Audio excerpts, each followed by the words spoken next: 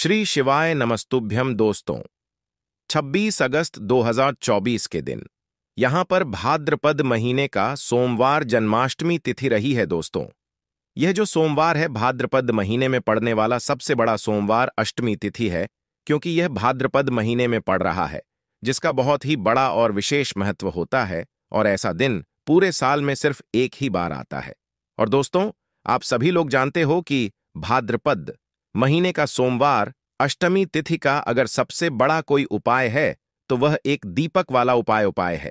बहुत सारे लोग होंगे जिन लोगों ने इस उपाय को ना किया हो, मतलब पूरा साल निकल गया और उन्होंने किसी भी दिन इस एक दीपक वाला उपाय को ना किया हो। पर दोस्तों, आपके पास एक आखिरी मौका बचा हुआ है, जो कि 26 अगस्त 2024 भाद्रपद महीने का सोमवार अष्टमी तिथि के दिन। तो इस दिन आप लोगों को इस वाले उपाय को जरूर कर लेना है। भले ही आपने साल भर अभी तक इस उपाय को ना किया हो, पर अगर आपने इस भाद्रपद महीने के सोमवार अष्टमी तिथि के दिन अगर इस वाले उपाय को कर लिया, तो आपको इस उपाय को करने का वह फल मिलेगा जिसकी आपने कभी कल्पना भी नहीं करी होगी। इसीलिए आप लोग इस वाले उपाय को एक बार जरूर कर लेना, ताकि आप लोगों के हाथ से यह मौका ना जा सके और आपको इस उपाय को करने का फल मिल सके। दोस्तों, ये उपाय पंडित जी ने अपनी अभी की ही शिव महापुराण की कथा में बताया है, जिस उपाय को आज हम आपको बहुत अच्छे से समझाने वाले हैं। इस वीडियो को देखने के बाद इस उपाय को समझने के लिए आपको कोई और वीडियो को देखने की जरूरत नहीं पड़ेगी। तो चलिए दोस्तों, उपाय को शुरू करते हैं। देखिए, यह भाद्रपद महीने के सोमवार अष्टमी तिथि के दिन यह इतना खास होता है, इतना महत्वपूर्ण होता है। देखा है कभी कभी बड़े बड़े पूजा पाठ अनुष्ठान से जो मनोकामना पूर्ण नहीं होते, वह महीने के दिन एक छोटे से उपाय करने से ही आपकी मनोकामना पूर्ण हो जाती है। और बहुत सारे लोगों ने इस उपाय को किया भी है और उनको इस उपाय को करने का फल भी जरूर मिला है। अगर आप लोग भी इस उपाय को करना चाहते हैं तो आप इस उपाय को पहले अच्छे से समझ लेना, सुन लेना, उसके बाद करना। आपको इस उपाय का फल जरूर मिलेगा। और इस उपाय को कर लेने से आपके घर में चाहे किसी भी प्रकार की दुख और समस्या क्यों ना चल रही हो, आपको उसका भी नहीं पता है कि दोस्तों यह समस्या किस कारण से चल रही है।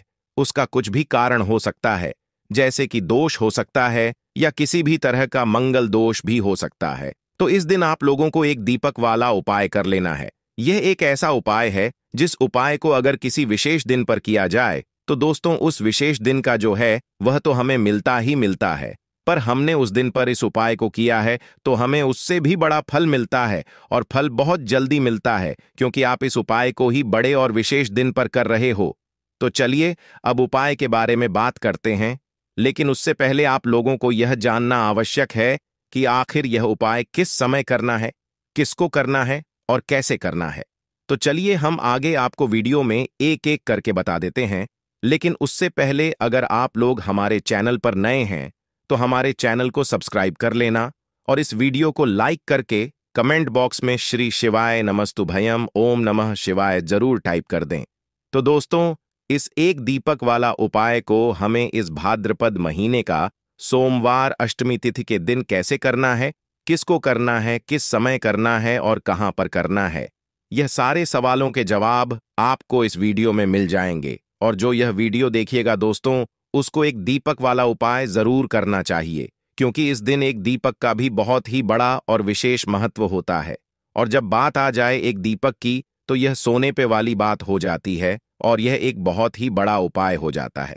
तो अब दोस्तों, इस एक दीपक वाला उपाय को आखिर करना किसको है, सबसे पहले हम लोग वह बात जान लेते हैं। तो देखो, घर की जो बड़ी माताएं बहनें होती हैं, उन माताओं बहनों में से कोई भी एक बड़ी माता बहन इस वाले उपाय को कर सकती है। और दोस्तों, अगर आप चाहें तो अपने घर में से सभी सदस्यों को भी इस उपाय को करवा सकते हैं।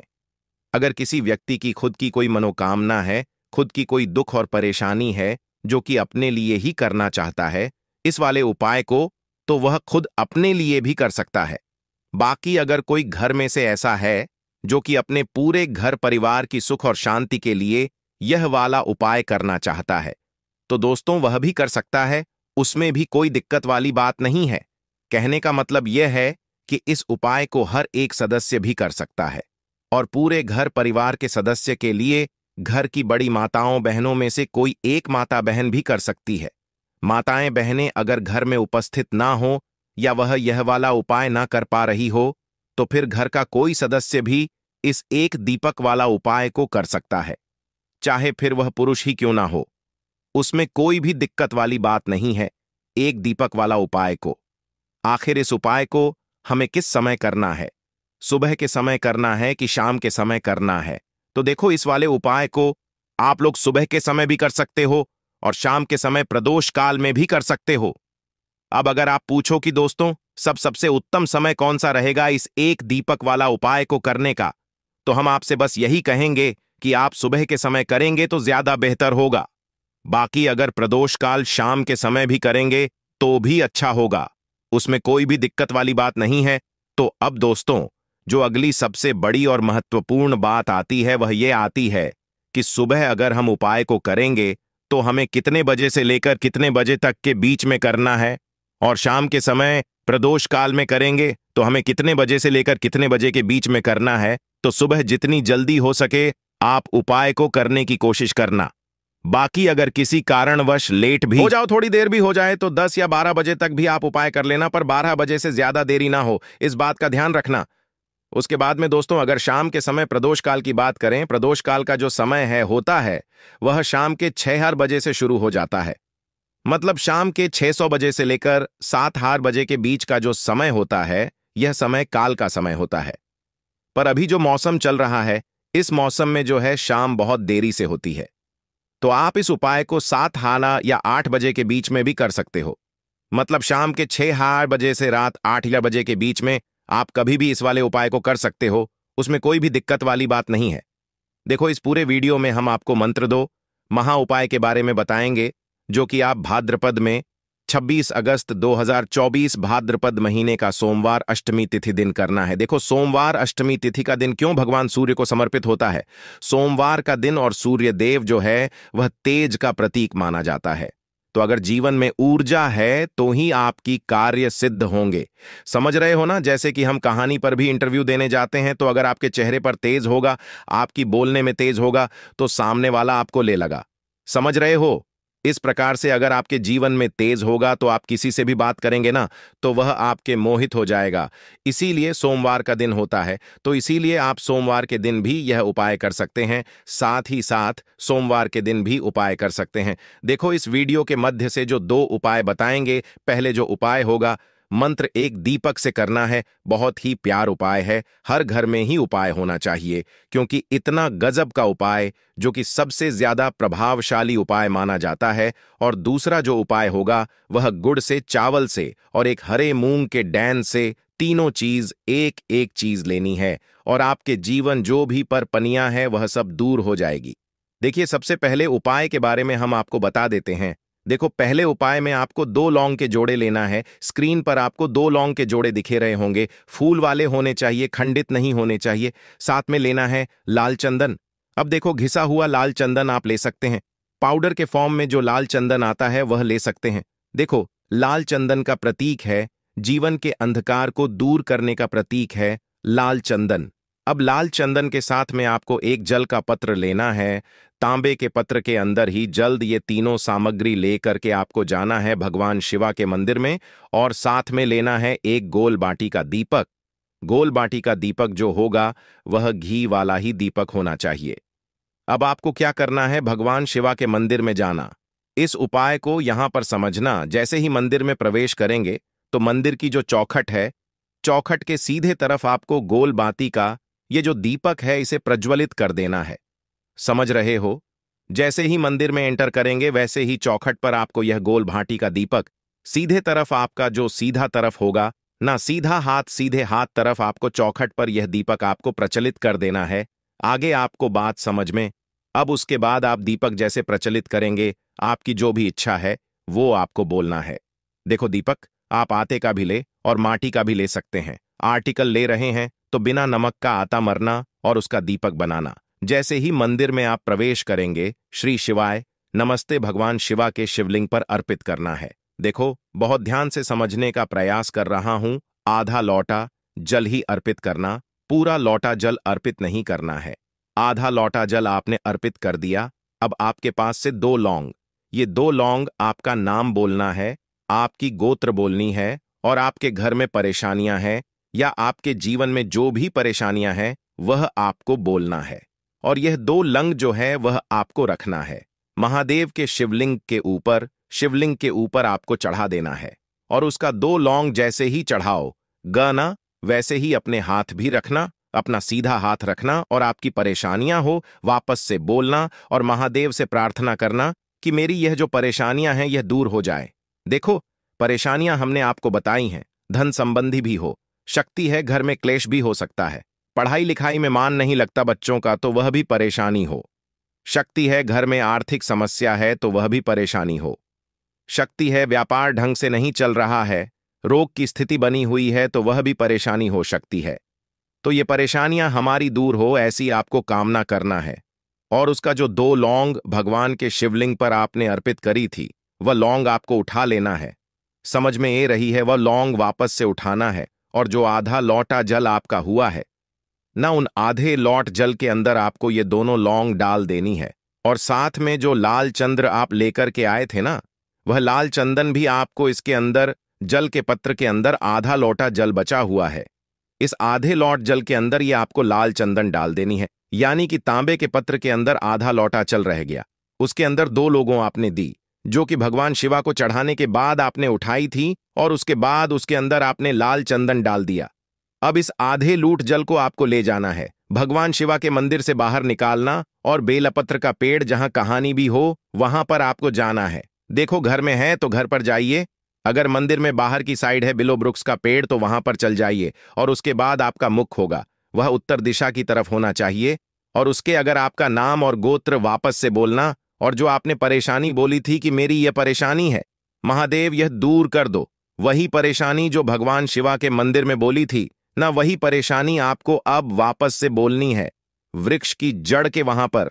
और यह पूरा पत्र जो है आपको अर्पित कर देना है श्री शिवाय नमस्तुभयम करते हुए। देखिए, बस इतना सा उपाय करना, आपकी जो भी परेशानी होगी वह निश्चित ही महादेव दूर कर देंगे।